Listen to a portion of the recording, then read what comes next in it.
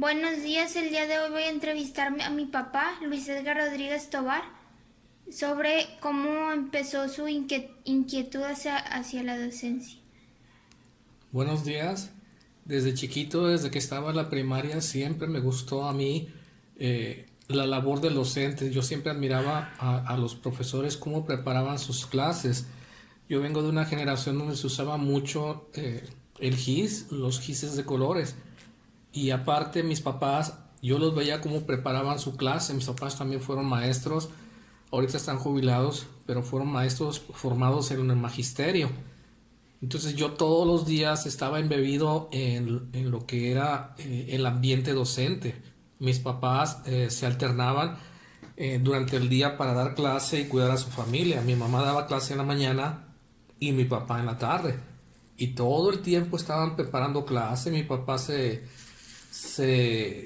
ponía en un cuarto a preparar su tema del día. Todo el tiempo estaba editando sus clases, pero él las vocalizaba y hacía sus anotaciones en un papel. No existía nada de lo que se conoce ahora como grabadoras digitales ni nada de eso. Él hacía sus notas en cualquier hoja a lápiz.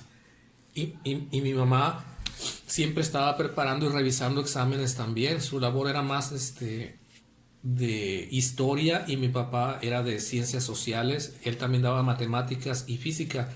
Entonces yo pienso que de estarlos viendo me empezó mucho a gustar o a tener la inclinación por ser maestro. Por qué no ser maestro como mis papás? A mí siempre me gustó dar clases en la primaria, en la secundaria y en la prepa, y preparaba las clases como lo preparaban mis papás. Yo los imitaba y preparaba mis clases en rotafolios, y después vinieron los famosos acetatos donde yo usaba marcadores, y era muy novedoso, era la técnica más novedosa que existía en ese tiempo, los acetatos, porque las diapositivas vinieron mucho después. Posteriormente en la carrera tuve la oportunidad de ser ayudante de algunas materias, y a mí me encargaban dar clase en los laboratorios de prácticas de patología, histología, microbiología y necropsias. Y yo siento que la vena de la docencia se me despertó más cuando ya estaba yo en mi carrera de médico veterinario. Tengo entendido que usted desde la carrera vio una mayor inquietud hacia su vocación de ser veterinario y cómo empezó más su formación docente en un ámbito más formal. Así es. A mí me dieron la responsabilidad de algunos grupos ya en mi carrera de medicina veterinaria, y yo disfrutaba mucho preparando el material, preparando lo que era la cristalería, los materiales desechables, o en ese entonces los animales que iban a ser destinados a las prácticas, que eran animales de laboratorio, ratones, ratas o algunos peces o algunas ranas.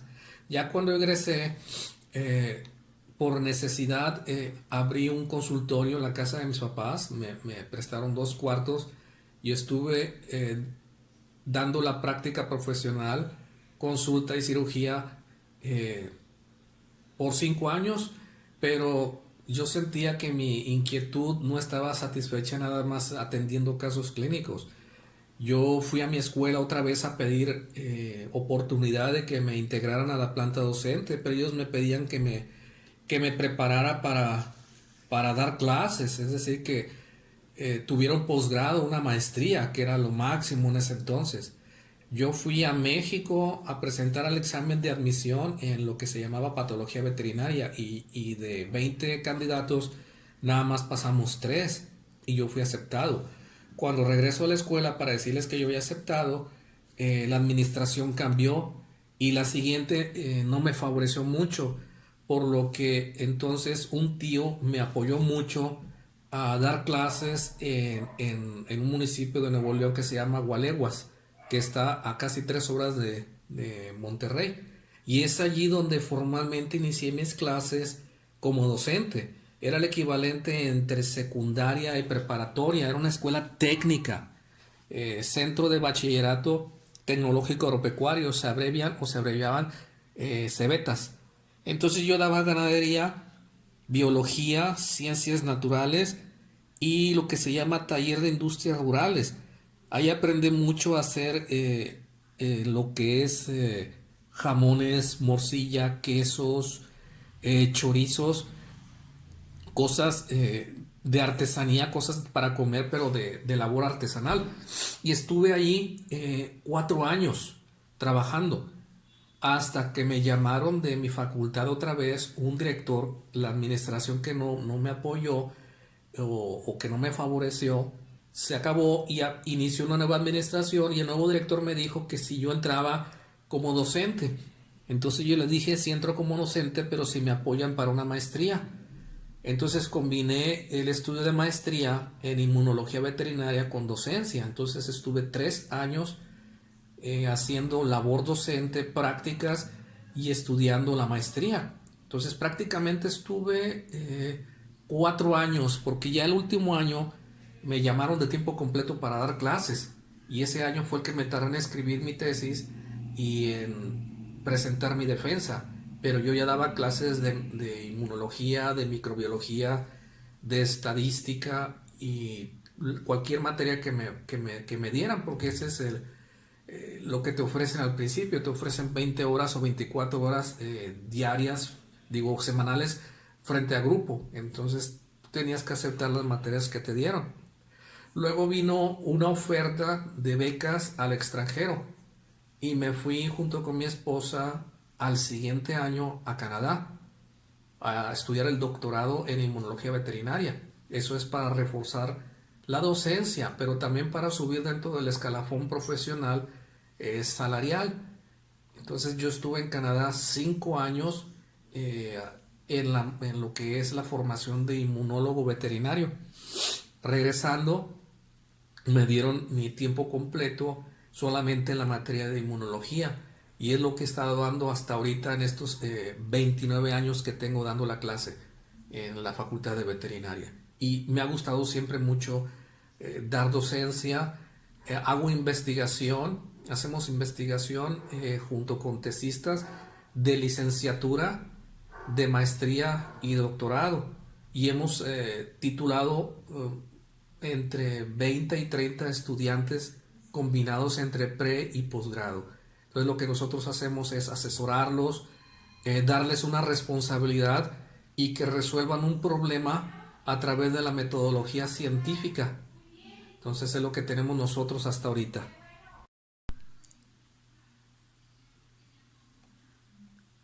Usted nos comentaba acerca de que fue a estudiar al extranjero, a Canadá. ¿Cómo ve la educación de allá a comparación de la de México? ¿Cómo es el método de enseñanza? Una de las cosas que nos sorprendió a mi esposa y a mí desde que llegamos, porque llevamos a un niño de 1 año y medio de edad, era el cambio de cultura y el cambio de idioma para nuestro hijo allá y estuvimos investigando sobre las guarderías infantiles y lo que nos sorprendió y cuando estuvimos platicando con ellas es que a ellos los dejan interactuar mucho con personas con discapacidades o con situaciones especiales.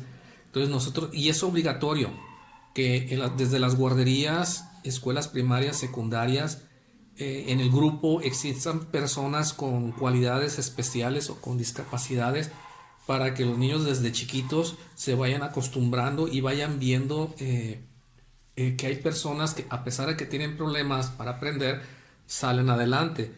En lo que eso es primaria y secundaria e incluso preparatoria, no los estresan como aquí en México. Las tareas son mínimas o nulas y prefieren dejar esa carga casi de la preparatoria en adelante. Entonces el muchacho no se estresa por tareas. La educación allí que tienen está basada en el sistema europeo que les ha dado muchos resultados.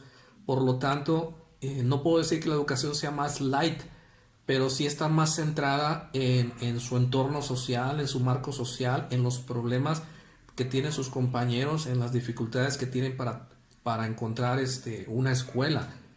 Ya en el último año de la preparatoria es cuando sí se empiezan a preocupar para entrar a la carrera, porque allí el pase o el seguimiento de prepa a carrera, ahí se interrumpe, porque no es como en México que de prepa presentas un examen y ya te metes a la carrera que quieres. Allá tienes que, aparte de presentar un examen, tienes que pagar por la carrera, y es como si pagaras por una casa o como si pagaras por un carro. Te hacen tu financiamiento a 5, 10, 15, 20 años, lo que tu economía te permita hacer. Allá los muchachos trabajan mucho desde la prepa y carrera, trabajan mucho en veranos en tiempos parciales para poder bajar el pago de la colegiatura al banco. Los papás difícilmente pueden pagar una carrera, a excepción de los papás que económicamente tienen muchos recursos. Las carreras son carísimas, mucho más caras que en México. Entonces, la edad promedio para entrar a las carreras no es de 17 o 16 o 18 años como en México, sino es de 25 o 30 años, entre 25 y 30 años, cuando ya tienen una seguridad o una estabilidad económica y ya pueden ellos costearse un trabajo. Claro, hay personas que entran muy jóvenes, entre 20, 21 a 22 años, pero tienen que hacer el contrato del pago de su carrera al banco y están pagando en un determinado tiempo. Tengo compañeros que están pagando hasta por 30 años su carrera. Usted nos decía que es asesor en tesistas y cómo fue para usted regresar de Canadá a incorporarse otra vez al estudio mexicano. Bien. El primer cambio que noté es que un estudiante que se prepara en maestría o doctorado o en una especialidad, independientemente de la carrera, no batalla para conseguir los recursos que necesita para completar su experimento, su tesis, su tesina o su proyecto de investigación, porque su asesor tiene un apoyo económico suficiente para sustentar y solventar eh, el desarrollo de la tesis del alumno. Claro, nosotros nos fuimos con beca de manutención, entonces eso era excelente para mis asesores porque ellos no pagaban nuestra manutención o nuestra estancia. Nosotros nos llevábamos esa parte de la beca para donde estábamos estudiando. Una vez que regresamos, un cambio muy drástico, muy duro que tuve, y eso lo hacía de broma con mi asesor, es que él y yo teníamos el mismo número de horas de clase. Yo tenía, cuando regresé, 20 horas de clase y él tenía 20 horas de clase, pero yo tenía 20 horas de clase a la semana y él tenía 20 horas de clase al año. Entonces él estaba muy confundido porque decía, ¿cómo puedes tú dar 20 horas de clase a la semana a investigar? Pues le decía que teníamos que ser versátiles. Una parte, terminando mis clases, tenía que dar clases de licenciatura, clases de maestría o doctorado, y a veces yo salía hasta las 7, 8, 9, 10 de la noche o más tarde. Posteriormente, con el tiempo, me fueron me fueron reduciendo el número de horas por antigüedad, nada más. De tener 20 o 24 horas, me empezaron a dar menos horas, por antigüedad más que nada y por el perfil que yo tenía.